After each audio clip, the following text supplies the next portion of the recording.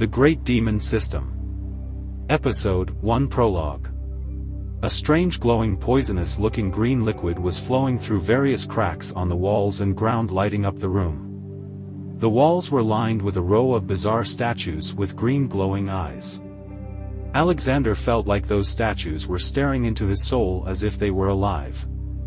He shook his head and took a deep gulp of saliva in order to forget his fears. After thinking long and hard, he finally decided to suck it up and enter the room. As he reached near the center of the room, he noticed a glowing altar with a golden orb floating on top of it. Alexander stood there in shock, admiring the beauty and grandeur of what he just witnessed. The sight was something no human would have ever imagined. The orb was floating in the air above the altar like some sort of magic was controlling it. The orb was very small, around the size of an egg, and shined very vigorously, giving off a magical-looking aura. One could not help but stop and admire its beauty. After staring at the orb for over 2 minutes, a drop of green liquid fell from the ceiling and landed on Alexander's head, snapping him out of his daze. To his surprise, the liquid was not poisonous at all. Rather, the liquid made him feel energized and more powerful than he ever felt before. It was like a liquid that gives energy. This made Alexander more curious about the origin of the liquid. He noticed that all the liquid was being created from the strange orb on the altar. He began to slowly tiptoe towards the altar. He stopped and stood very cautiously in front of it. He was very worried about whether or not he should take the orb. Many ruins usually have multiple dangerous traps in order to protect their treasures. After 5 minutes of contemplating, he finally decided to take it. Alexander began sweating buckets while also shaking like crazy. As his hands slowly approached the orb, they stopped 1 centimeter away from it. He took in a deep breath and screamed at the top of his lungs, "Fuck it, dude." Ads by Pub Future. As he quickly snatched it away from the altar. Immediately after the orb left the altar, it vanished into little glowing golden dust. Not too long after that, the entire room started shaking like crazy. It felt like the room was going to collapse onto him. Alexander started to look around the room in a panic, trying his best to understand what was happening. As he was running out of breath and was about to give up, he noticed that all the green liquid finally finished gathering at the altar. At that moment, the liquid evaporated into thin air and a green beam of light suddenly shot out of the altar. The beam pierced through the roof of the temple and shot out into the sky. Shortly after that, similar green beams of light were spotted all around the world. A total of 26 beams were shot out. Alexander was standing there out of breath, panting heavily after barely managing to survive the ordeal. He looked up into the sky and noticed green rain falling towards him. This was the turning point for humanity. After the green rain fell, everyone on Earth noticed that they started to develop special superpowers. Some were unique, and some were generic. Powers only seen in fiction were now possible in real life. The green beams were soon found to be an incredible power source. Each power source was easily able to power the current Earth for thousands of years. These new revelations ushered in the biggest golden age humanity had ever experienced. In order to maximize the gains from the new power sources, humanity decided on creating 26 new countries around the new power sources. Each country was named after a letter of the alphabet from A to Z. Each one had a green protective bubble around the country in order to separate the borders while also acting as a strong defensive shield. Technological advancements had a massive boom due to the newfound abilities and power sources. Inventions like teleporters and holograms were now a normal sight to see throughout the world. Humanity was now also able to go to other planets due to new warping technology. However, not many other planets were colonized and only a few bases were set there. Each person is only able to wield one ability, so once you get an ability there is no changing it. Some people were not able to automatically get an ability from the green rain, so humanity developed special ability crystals called ability orbs that are able to contain an existing ability. Ads by Pub Future. These ability orbs allow people with no abilities to learn the ability that is imbued inside the orb by absorbing it.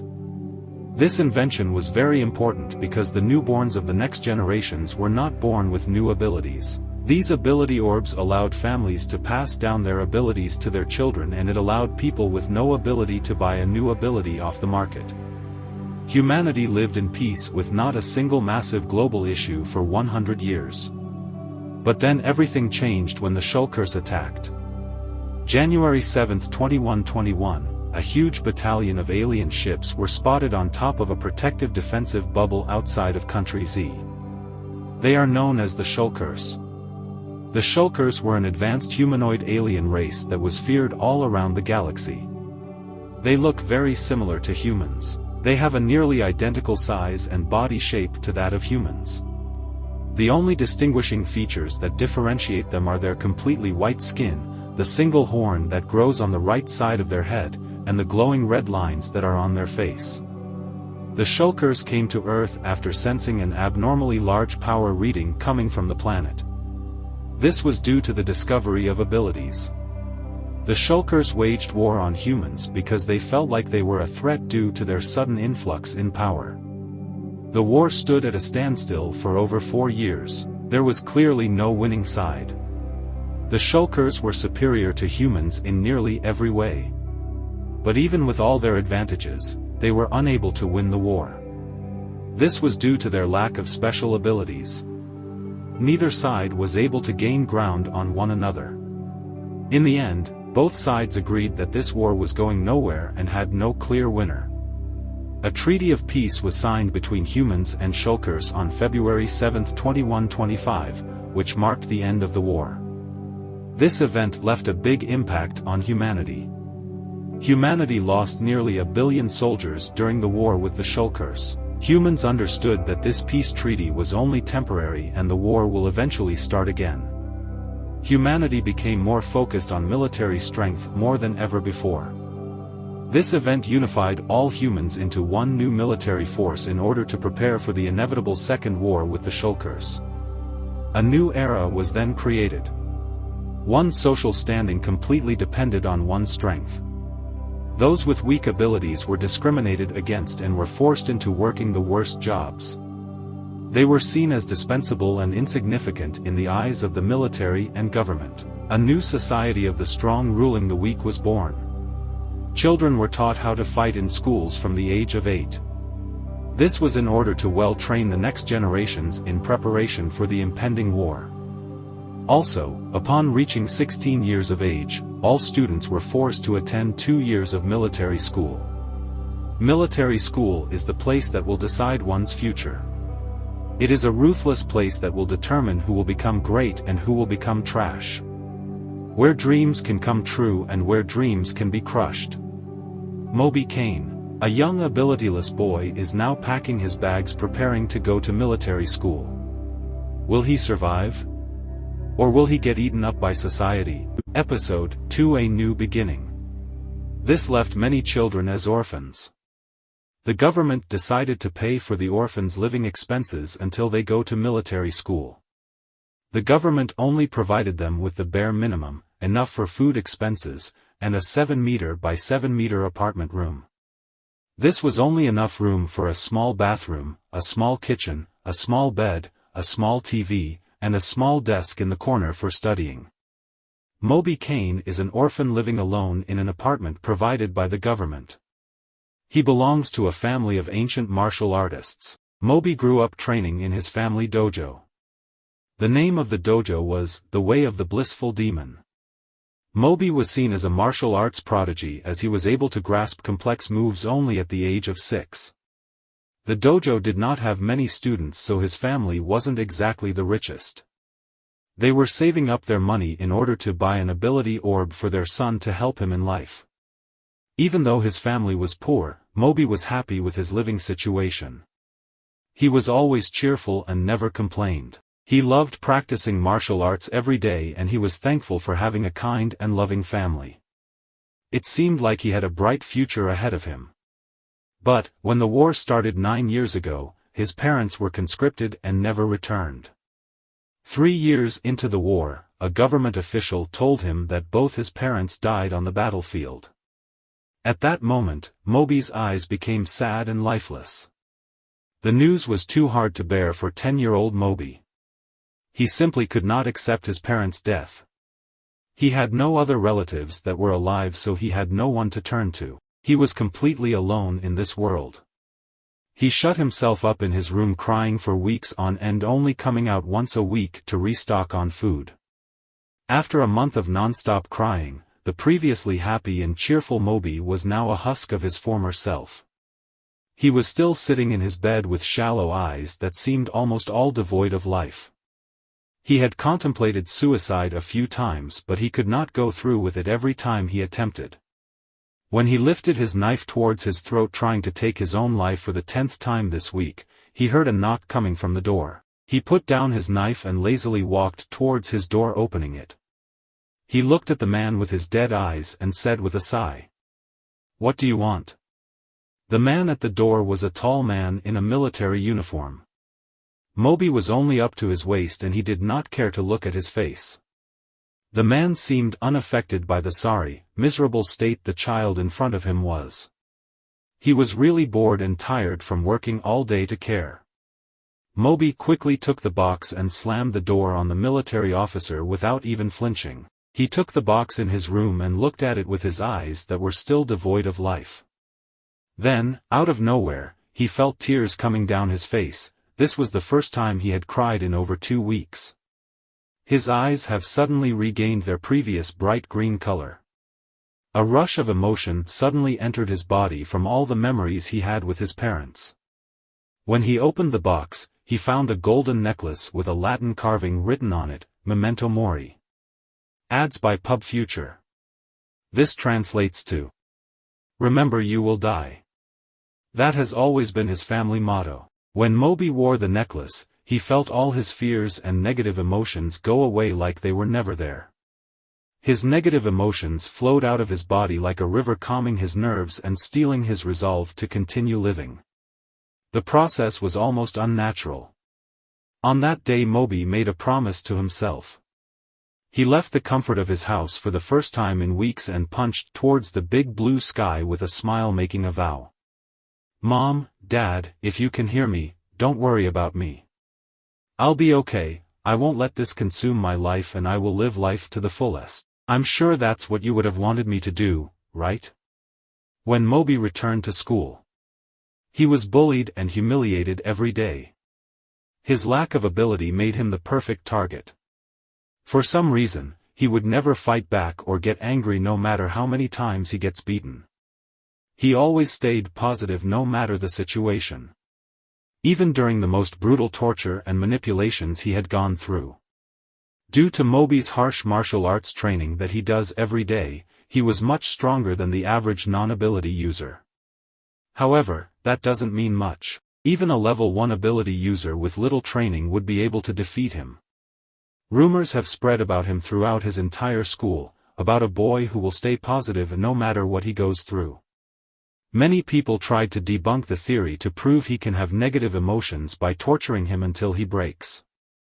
But, no one has yet to crack him, which frustrated many students to no end. Ever since he got his necklace, he never felt any sadness, anger, or fear. It was like he was mentally unable to have those emotions. He only felt positive emotions. He always believed people's words, thinking they were always honest. It was like the thought that people could lie never even crossed his mind. The only exceptions are when it comes to the matter of his necklace.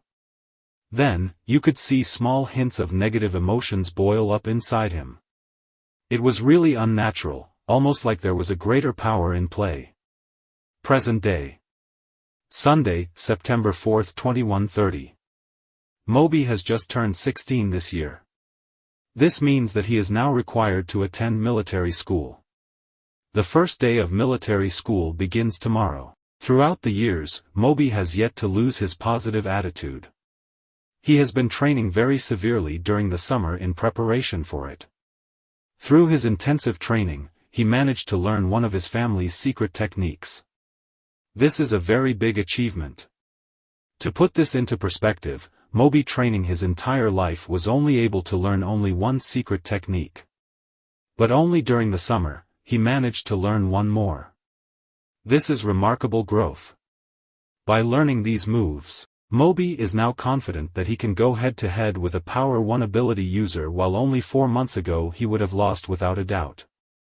Ads by Pub Future. Moby's family martial arts taught the manipulation of an energy called demon energy, in order to perform various techniques.